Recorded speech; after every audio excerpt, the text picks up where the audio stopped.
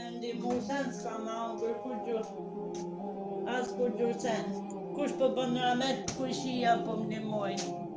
Qytetarë të nderuar, këtu jemi në qytetin e Prizrenit te kjo motra jon Fedaie Morina. Kjo motra jon jeton në këtë shtëpi e vetme, nuk ka askën, në gjendje shumë të mjerueshme ekonomike. Në këtë shtëpi kjo motra jon jeton me qira. Na tash ta shikojmë gjendjen e kësaj motre son dhe t'i dalimi në ndihmë edhe ma tutje. Allahu e shpërblet vllahun ton që e gëzoi për këtë fest Kurban Bajramit me pak ushqimore dhe me veshmbathje.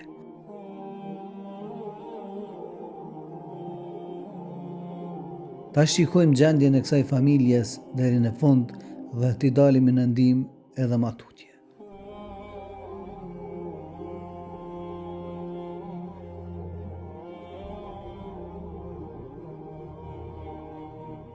Unë jam Fedaie Morina, s'kam kushte që t'u flej, që t'u ha, kur dërshivi vjen mrena kret, s'kam që t'u me kam për kushia që qëpëret, që t'u flej këtu pik, ati pik, që t'u flej si gjerë, që me si gjerë flej, që t'u pik, jam me smute, pi veshka, pi gurve, s'kam kushte, kush bën rahmet me ndihmu, që ku kam sene qytu, sene pino, se s'kam ku me flej, shqivi pi krejt,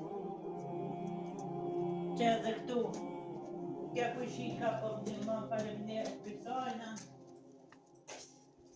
qytu ri, qytu ilon sene, se s'kam ku me ilon, se shqivi, plot shqivi po bjen mrena. Që edhe këtu, kush bën rahmet me ndihmu sen s'kam hangër kur gjë. As kur gjë sen. Kush po bën rahmet, kushia po më ndihmojnë.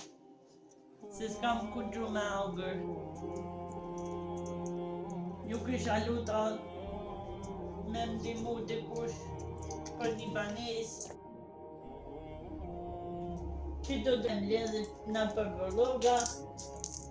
E galemin kam ledhe për më një të buk, 100 euro paguj qira, me ndihmu, po di tjetër ma.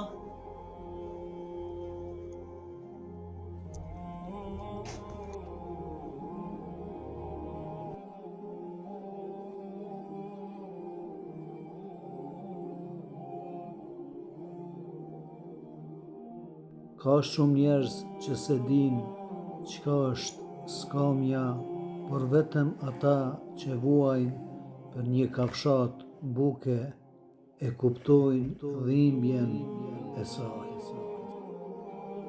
Skamja nuk është vetëm mungesë parash, por plagë në shpirt që e ndjen. Ai që flen i uritur e zgjohet me të njëjtin hall.